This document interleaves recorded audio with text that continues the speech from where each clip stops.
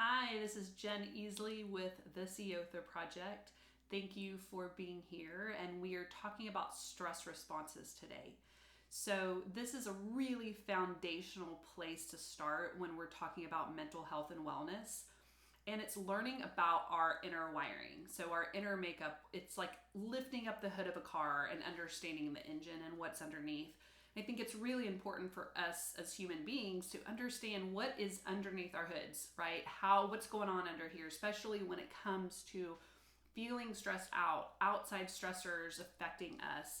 And so if you are here as a human being today, we all have this similar makeup and these stress responses that are built into us, and they are useful. They've kept us alive since the beginning of our existence. When saber-toothed tigers were chasing after us, they were the stress responses that kept us alive. In our modern world, it's the same stress responses that pop up when we're in traffic, or we have a tech issue at work, or a coworker upsets us, or we get in an argument with our partner. That's all of the same stress response that we've had going on for ages and ages. And so to understand these stress responses, then we can start to manage them a little bit better.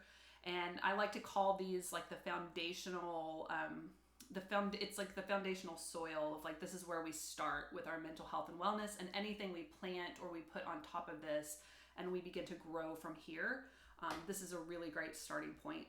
So we have 4 typical stress responses. One is fight, one is flight, one is freeze, one is fawn.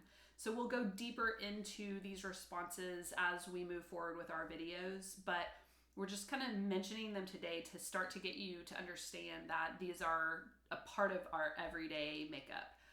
The cool thing is we also have a counterbalance to these stress responses also built into us. And this has been coined the relaxation response. I like to call it the centered response because it's bringing our bodies back into balance. It's bringing our bodies back into homeostasis. And so it taps into 2 different parts of the brain. So the amygdala part of our brain is responsible for those stress responses. The prefrontal cortex part of our brain is responsible for our relaxation response or our centered response. And so both of those are, we can activate that prefrontal cortex, that relaxation response through some really simple practices. One of the most basic practices is breath work, just breathing, deep breathing. So that's why you hear people, if they're feeling like a panic attack coming on, or they're in a fight, or somebody's really worked up, and you hear, hey, take a breath, breathe, just take a breath. That's why, because it begins to calm your body down. It brings your body back into balance, into homeostasis. And that is also why I love the integrative arts, whether it's healing arts, creative arts. You'll hear the phrase like, oh, you're in the flow. Like, well, when you're in the flow, you are focused and centered, and you are tapping into that part of your brain that is the relaxation response or the stress response.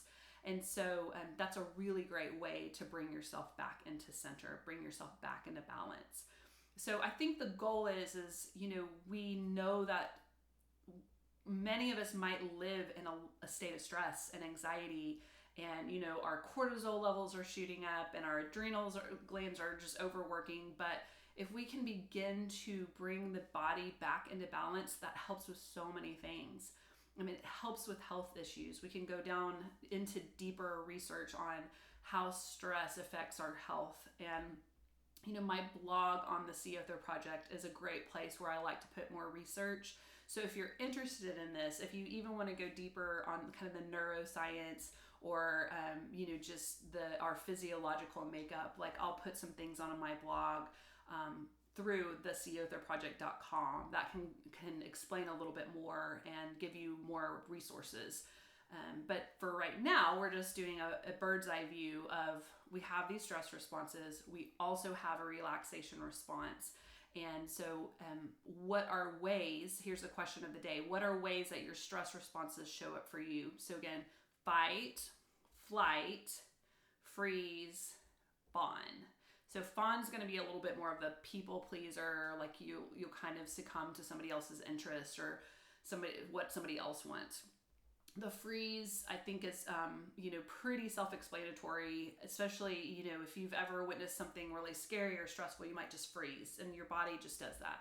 It's not always a conscious action. It's that stress response kicking in. Of course, the flight is really getting out of there. So it shows up also in our emotional relationships. So think about that as well, of how these might show up in a partnership, maybe a friendship, maybe with your family. And then they can show up in different ways in different environments. So you may have different stress responses at work than you might at home. So again, think about that and hop onto our Facebook group, because this is where we engage and we prompt these types of questions that you can answer, and you can have conversations in the chat. And then also, what are things that you do? What practices do you do that help bring you back into center? So it might be kind of your flow state. It might be just bringing your focus back to the here and now. That could be something arts related. That could just be sitting in your favorite place and taking a few deep breaths. It can be so simple. It doesn't have to be really complex or complicated. Do you have those practices? If you don't, this is a great place to be, because we're going to go deeper into how you can develop some of those practices to bring yourself back to center. On my first video, I talked about bringing new resources and tools to help deal with stress and help support as the world is feeling a little crazy and there's a lot of things out of our control. But what is in our control is these practices that we can create for ourselves on a daily basis. And it's just beginning to integrate those. And they can be so small, they can be so basic. So it's not a huge overhaul of your life, right? But these small practices can make a really big difference. So anyway, hop on our chat. I'd love to hear more from you. What works for you, what doesn't. And we will continue to go deeper into these stress responses, break them down, learn more about how each person how it might show up differently for each person, and continue to find ways to handle our stress in really productive and helpful ways. Thanks for showing up.